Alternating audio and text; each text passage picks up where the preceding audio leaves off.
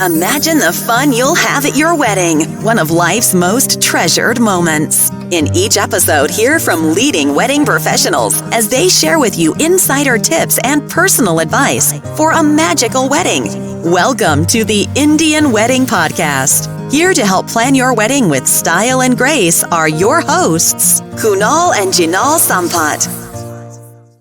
Hey guys, this is Kunal Sampat, along with Jinal Sampat, your host at the Indian Wedding Podcast. We had an amazing conversation with Shubhika Davda, the founder and creative director at Papa Don't Preach. A talented artist and fashion designer, Shubhika and her team have created outfits and accessories that reflect the mood of the modern girl. This girl is somebody who can be pretty and explosive at the same time. Her out-of-box approach to design thinking is evident in all her collections. The use of vibrant and colors and non-traditional materials makes Papa Don't Preach a fun and experiential brand for one and all. In this interview, Shubhika shares with us her design process, what it means to be a conscious craftsman, and her advice to brides who want to get the most out of their shopping experience, and much, much more. Please join us in welcoming Shubhika to the Indian Wedding Podcast.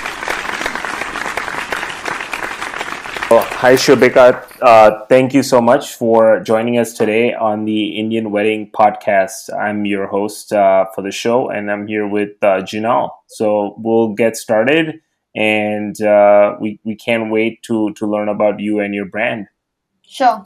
Okay. Thank you so much for having me, guys. And I'm really excited to be here. As always, really happy to talk about Indian weddings and all the madness that it entails. Hopefully, I can shed some light. So Shubhika, first of all, I really love your hashtag, which is like ribbon around the bomb. In your own words, can you tell us what this hashtag means to you in person or the women you serve, and what makes these women different? So everybody asks me about why Papa Don't Preach, and now it's about the hashtag also, which is she's like a ribbon around a bomb. So if you've looked at my aesthetics, if you've looked at the clothes, and if you've looked at how we even do Indian wedding lehengas and bridal couture, it's always done with a little bit of quirk, a little bit of rebellion. We don't really use the traditional way of doing the embroideries. We don't use the traditional color combinations. It's always something different. So when I do design, what I always keep in mind is the mood of the person who's going to be wearing it, which is ever changing, which could be anything, any given minute, forget any given hour, any given day. So it's about a personality. It's about a girl who could be anything that she wants to be on any given day. So she's really pretty, she's presentable, she's lovely to look at when she wants to, but she's actually also explosive, and she is a mix of all the things that are contradictory and exciting, and so she's like a ribbon around a bomb, that you may think she's just really pretty, but she's so much more. She's like the whole explosion of okay. That's wonderful. Like, I mean, there are so many women like that, but just the way to explain them in that hashtag sets it all they're, right. they're rebellious. They know what they want, but they also don't know what they want, because sometimes you just want to look pretty, sometimes you just want to look badass, sometimes you just want to so that's what we cater to. We cater to that side of a girl which doesn't know what she wants, but when she sees that, she knows that this is who I am today, and this is who I want to play today. So it's about having fun and having being a little more light-hearted when it comes to dressing up and dressing your personality. Right. Wow. I love that. So you have launched like 4 distinct lines. I see, like high streetwear, bridal couture, women's wear, accessories categories. Can you elaborate a little bit on each of them, because each of them are completely different, Right. and who is it for, and why? What makes each line very special? Right. So, like I said, when I use the hashtag she's like a ribbon around a bomb, it's actually also describing me as a person, which is I don't always know what I want, but I always know what's moving me in that particular moment. And that's how I've come about designing all these separate categories, all these separate lines, because some days I just want to be somebody who doesn't want to carry a purse, and she wants to actually carry like this really big hold all bag, and that's just not something that's available in the market. We also do shoes, but our shoes have ruffles at the back and they've got like a nathani on it, and it's not there in the market. So like I said, I just was just filling in all the spaces, filling in all the blanks where I couldn't find a way to express myself completely. So, and then I realized I needed shoes. So I went and made shoes. Then I realized I needed bags, or I needed, belts that really clinch my waist with a sari. So that's Mm. how all the categories got filled. It wasn't really a business decision, but more of that, I want a person who wants to dress in Papa Don't Preach and is very aware that it's a very distinctive look. I want her to be able to walk away with options, to look like a Papa Don't Preach girl, to be she's like a ribbon around a bomb head to toe. So that's why Mm. we got into all these lines. So there's honeymoon wear, we do bralettes that you can kind of wear for your night outs when you're out, all embellished, all in our signature colors, in our 3D metallic embroideries, but just in every category possible. We just want to yeah, make every category beautiful. Yeah, the shoes are amazing. I think you just launched the shoes and everything. I've been eyeing on them. They're really cool. So, tell me one thing about 3D embroidery, the metal embroidery that you're talking about. Just want to understand them in Yeah, so detail. I think that for me, I think more is less. It's very evident from all the work that I do, that I do like it big, I do like it shiny, I do like it interesting. I feel like when you look at a piece, it should look beautiful from far, but it should make you want to come close and closer and closer. And as you do every step that you take, you should say, oh, did you see this, and did you notice that, and there's also this, and there's also that. So I think that using 3D materials kind of allows me to do that, because it allows me to layer in embroidery. So we use a lot of untraditional material, which is it untraditional or non-traditional, one of the two. We use a lot of non-traditional material, which is I make up words to just describe what they're not always correct. But excuse me if I do that along the way now. So I used, these metallic collars and edges that, you would often see on belts that you buy, so they would be like really thick and really chunky, and they need to be fitted with screws on. I also get a lot of laser cutting done where we customize the shapes so that there's a lot of this high shine, but it's not really heavy, it's not mirror work. And you can play with the shapes. So, I put the collar, underneath that I would, put acrylic sheets, and underneath that I would put sequins. So that's what I mean. When you touch it, you will actually experience every garment, every accessory, even if it's a shoe, you'll experience it visually, and you'll be able to touch it and feel it, and like it'll be a more complete experience. I think the only thing that's missing is fragrance, like sight and smell. The smell is what is missing, but we'll cap that soon, hopefully. How does this is the practical head in me speaking? How does somebody get a outfit cleaned when it's like metal on it? It has to be dry cleaned. It is Okay. tough. It is tough to even wear it, because often you kind of get stuck in places and in people when you're passing them. Also, that has happened. But yeah, there are people. We do get all our outfits, our press samples, our embroidery samples. We get them dry clean ourselves to first test it if it's all good, and that's when we put it out in the market. I love the details, especially the laser cutting metal. I think that is what makes it so unique. Yeah, it is Um, unique. So that's and why I you think, don't see a lot of our copies in the market. They're there. A lot of them are there, mm, but it's not as easy to replicate, because it's yeah, because yeah. everything is custom. Yeah. Yeah. Wow. That's awesome. So, what fashion rules have, and I know you've broken many rules, but what fashion rules you've broken in particular and why it was important for you to break them? So, any artist will tell you that I don't think we do these things consciously. It's just that if you're very, very aware of what's moving you and what's exciting you and what you really want to create, and that kind of drives you, it's very easy to, the lines are blurred. You don't know what is a rule, what isn't. And actually, to be fair, I haven't really studied design as much as I should have. I've just done it, like, I've just done a 1 year course, which doesn't really teach you design in detail because it's actually so extensive, because it's so technical. If you have to make a garment, you have to be so good at math, you have to calculate everything, like, it's very, very detailed, and I haven't had the opportunity to do that because I graduated in journalism and then went on to do design. And then I was just very Punjabi about everything, so I wanted to come back and start the label really quickly.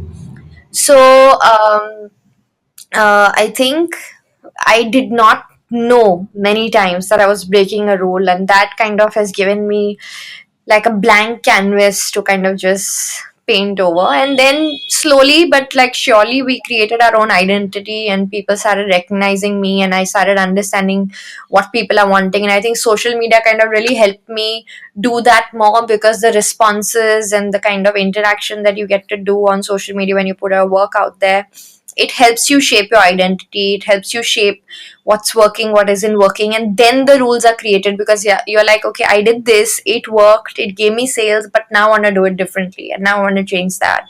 So I think the rules have just gotten made along the way. But I do know that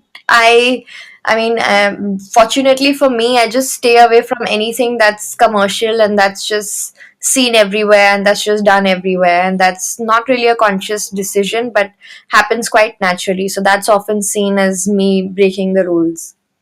Correct. Yeah, because you at the end are designing for yourself as a Yes, person, so yes. you can. Luckily, I change every day.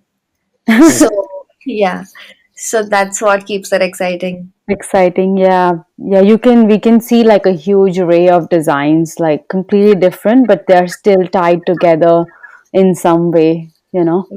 Yeah. Yeah, cool. So, so how does your creative process look like? Like when you start designing the pieces, how do you start typically? What comes first? Design, the So I'm colors, a or very the. sorry, I'm cutting you. I'm a very visual person. I don't really, I'm really bad at sketching. If anybody were to see my sketches, they'd probably think that I'm just like an imposter. Uh, I'm just not really a designer because my sketching is that bad. I'm not so great at even draping on the mannequin, but I'm very visual, like colors, shapes. All of this kind of just comes together in my head, and it comes together as a very, very clear visual. Hmm. And how I'm best able to express that is through, I just sit with my embroideries first. I go out into the market and I start sourcing embroidery materials. So it could be glass beads, because they come in all kinds of colors. It could be these metallic embellishments and stuff like that. I just pick up a lot of whatever is really looking cool to me and looking fun to me, and then I get it back and I sit with my sample embroidery guys, and we kind of just start making motifs and stuff like that, and then I move on to the silhouette. So it's really reversed for me. I first do the surface, Wow. then I go and find the fabrics, and then I make my color story. But it usually just happens in my head first, and it could just come at any time, at any place. Wow. So how do you overcome those skills, like not being able to sketch and Um, express when you're trying to get something stitched or. that's never been an issue. I Okay. can sketch to express myself for sure. I just can't sketch to upload it on Instagram as my sketch, but I I can see. definitely sketch to Okay. explain Explain what I them. Okay. definitely. I'm not Yeah, that handy. because I'm pretty okay. I be- would get a B plus.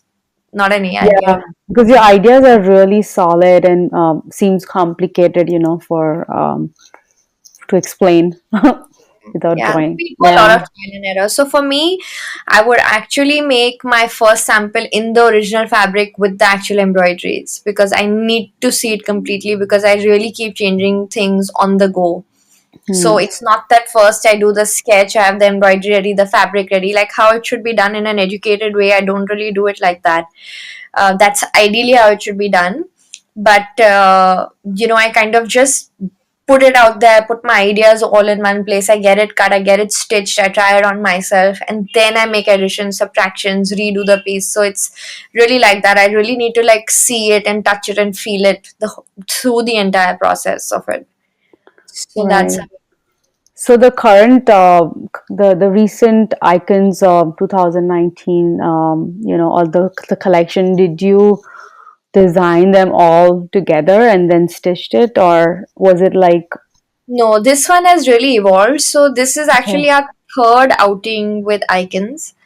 okay, The first two that we did a lot of like Western gowns, very, very heavily embellished. But I consciously realized that this time it needs to be a lot more wearable. So if you notice that there is very little embellishment, very little embroidery, it's the first time that we've done prints to make it, to make our silhouettes, the ones that have worked for us before. We hmm, kind of just revamped those silhouettes, but we didn't prints this time. And we just did very placement kind of focused embroideries and not all over it.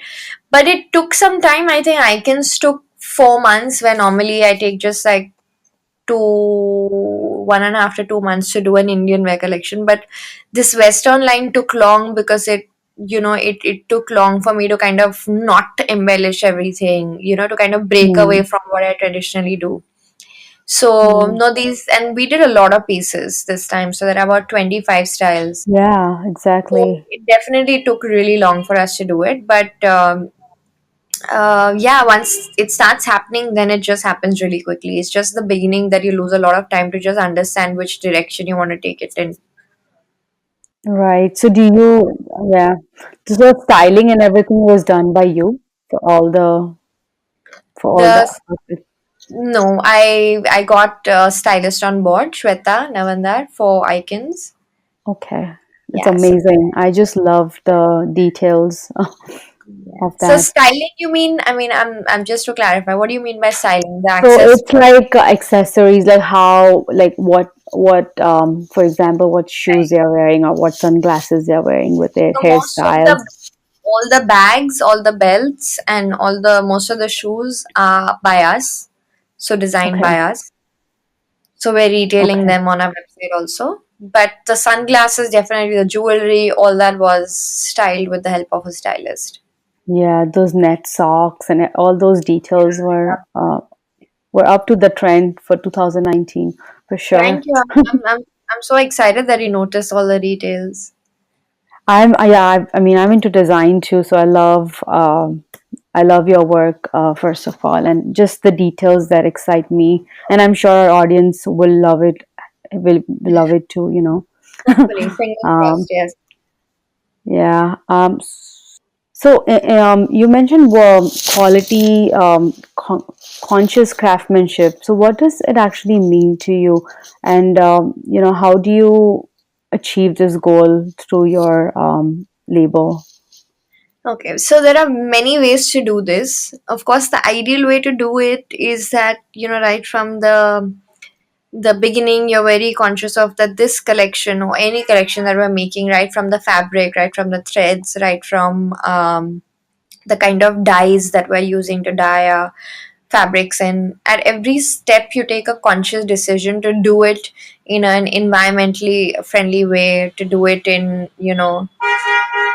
like the dyes. So a lot of dyeing mills were shut down in Delhi this time because they cause a lot of pollution because of the heat and the chemicals used in it and the waters that are released. So if you actually want to do it all the way like that, there are a lot of these brands now that are doing it. But for somebody like us, for us to be able to use, say, a hemp fabric or 100% organic cotton and things like that are tricky because we do bridal couture. We need the Hmm. silks, we need them dyed in uh, dyes that may not really be available as natural dyes.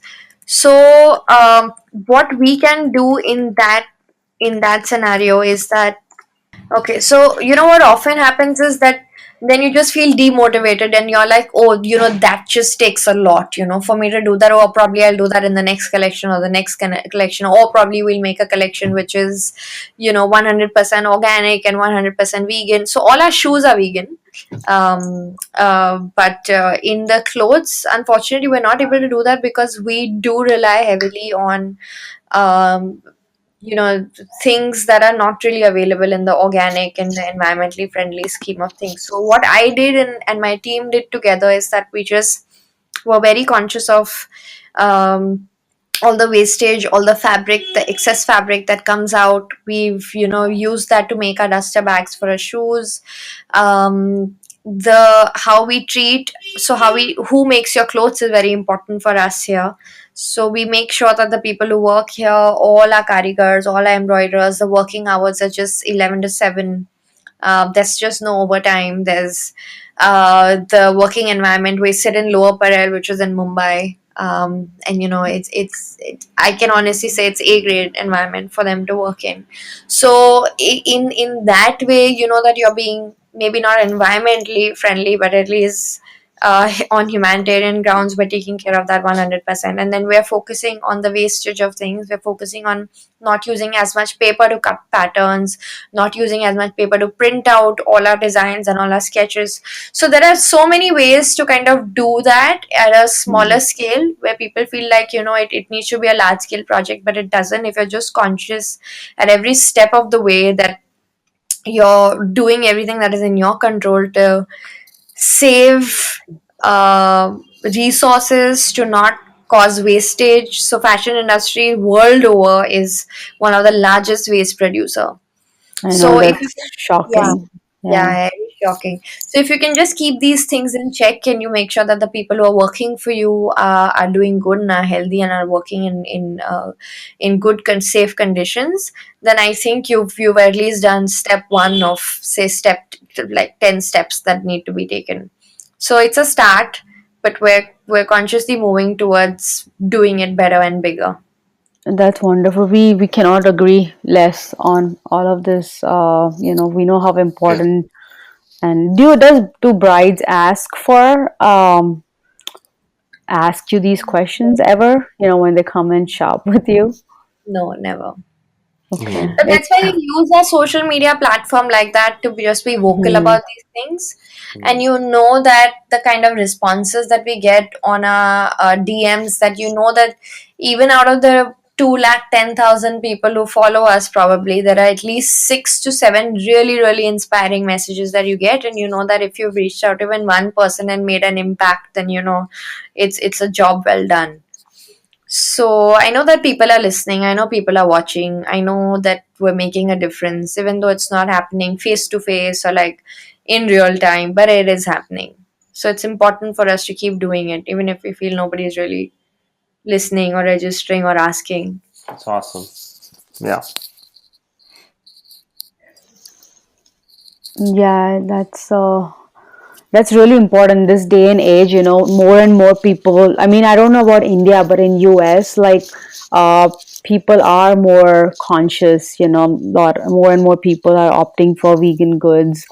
Um, you know, so I Yeah. think there's. I mean, we all are going back to our roots, basically.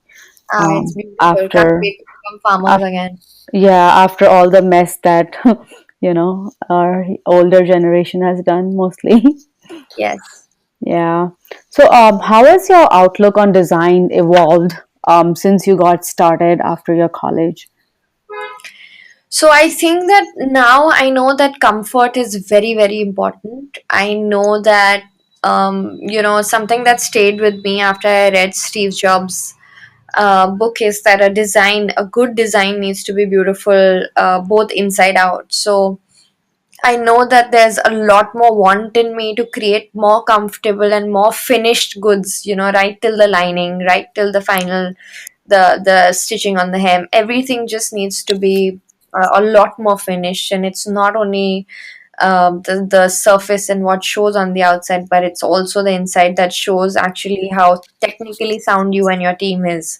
So Hmm. that is definitely, I think, happened with age and with wisdom. And I also think that now I was very influenced by, because I studied design in London. I was very influenced by the Western influences in design. But I think now my heart is moving towards wanting to see more of India, wanting to explore more of India. If not, in the fabrics that we make, but at least in the colors, in the stories, in the history, and in the art side of it. And I think that's very new. And I think to incorporate that is very, very important. Even if you see internationally, the brands that are going out of India are brands which are very focused on the Indianness of it. Yeah. So I think that is happening, and that's happening very naturally. And that is exciting me currently. So hopefully in the next collection you'll see a little bit of that. Yeah, because that's you, and it's not anybody else. That you in specific with your own experiences with life. Yeah. Yeah, So cool. you mentioned influencers in terms of Steve Jobs. Who else has influenced you in your work? So this right. That is so confusing when people ask me, because it could just be so many different kinds of things that influence me, which is, it could also be music that I've heard that day, or if I've read even Devdutt Patnaik some story on Krishna and the way he describes Sham, and it's just so many of these people that every time somebody asks me, I sound absolutely dumb about it because I can never take the names. But So, if I had to really think, um, shit, I wish I was better prepared for this. I could have sounded way more no, I intelligent, but I think have. why don't we go to the next question? If something comes up, then we can You circle back. can Yeah. Okay. totally no. Yeah, Kunal does ask difficult questions sometimes. No, they're correct, and I read so much. It's embarrassing. I don't know the names when somebody asks me. But Believe like, me, if you had to ask me, these are all very cliched names that I'll take, but I think that there's a reason why it becomes a part of pop culture, is because they are just that relevant, which is Girl Boss. When I read Girl Boss, and it's all about being very, very instinctive in nature and just following your gut. And I think one of the most important things that I read in her book was, she said, what made us unique at Nasty Gal is that we knew how to make our work sound ugly. So, if I'd see a dress, I would be able to say, oh, it looks like a cabbage, or like a potato gone bad. And, that's exactly how we critique our work here. Everything has mm, a really cute backstory and an ugly name to it. And so I think it's very important that I learned that you have to be able to critique it uh, very, very dispassionately, and follow and critique it very instinctively, also the first thought that comes in your mind.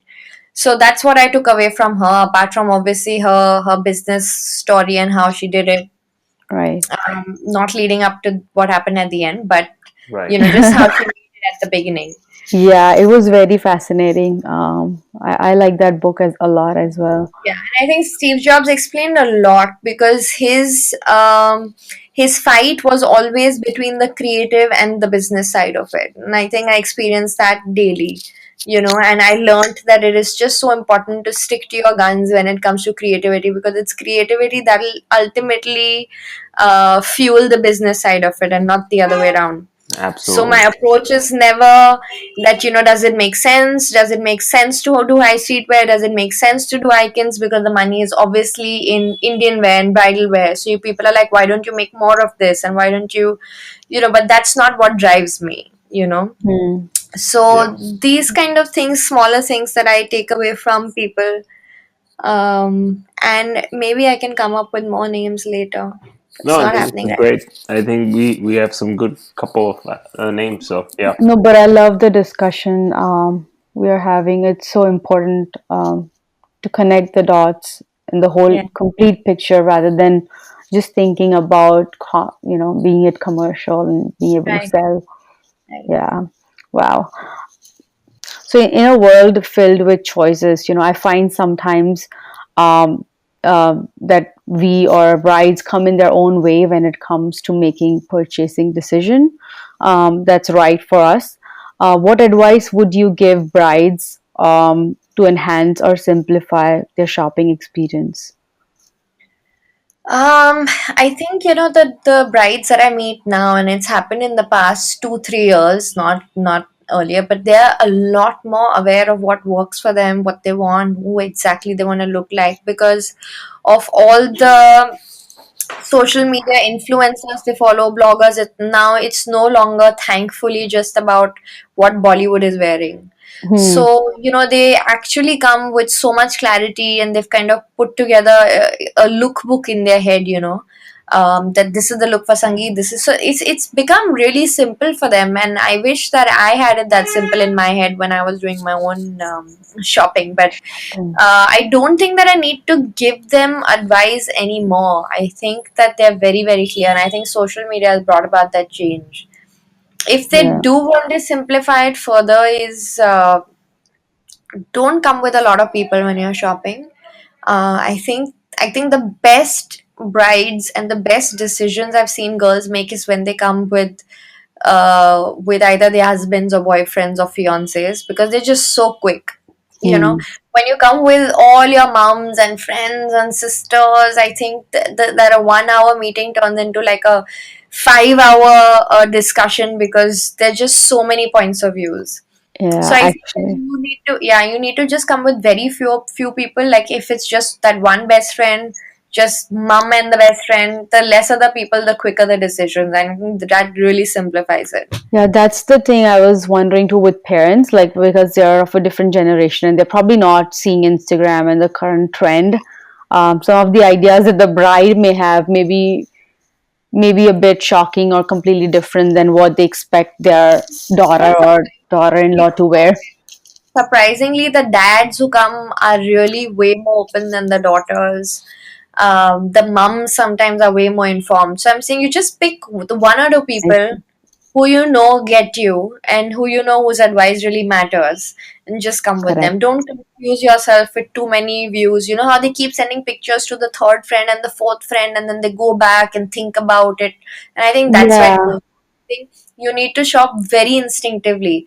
I always tell the girl when she comes, and I said, which was the first piece that you looked at and you said wow, and that made you really happy? I said that's the one you have to go with, and that's genuinely the one they end up buying at the end of it. Also at the end of 5 hours, also it's the first piece that they got attracted to, they wanted to wear. Obviously if it doesn't fit your budget, then I understand, but if it's fitting your budget, just go for the one that put the biggest smile on your face. that's really good advice. Yeah, I would have loved that advice when I went Me shopping. too. um, so Shubhika, if someone wants to experience your brand or label, where and how can they get started? So the best way to do it is obviously follow us on social media, and not even social media, very specifically Instagram. We're the best there. We put out everything there. Our personality is also there along with the clothes, because I manage it myself. So you know that when you're messaging me, or you're talking to me, and whatever I put out, whatever captions I put out, they're all me, and they're all expressions of what that outfit is making me feel, or what I felt when I was making it. So that's the truest way to understand the personality of the brand and the personality of the person who's designing it. Other way is obviously from there you go onto our website. If you want to see the prices, everything is available there, all the collections, all the accessories with the details, shipping details. We ship across the world, so with the prices. So obviously, so if it actually has to lead to purchase, you can go to the website, and we've also given our WhatsApp number. I think that's the quickest way people like to shop nowadays. Okay. Yeah, So we'll mention all of that in our show notes under this yeah, interview, so the they'll best have way to it. do it is Instagram. Yeah, for Yeah. sure. Yeah, cool.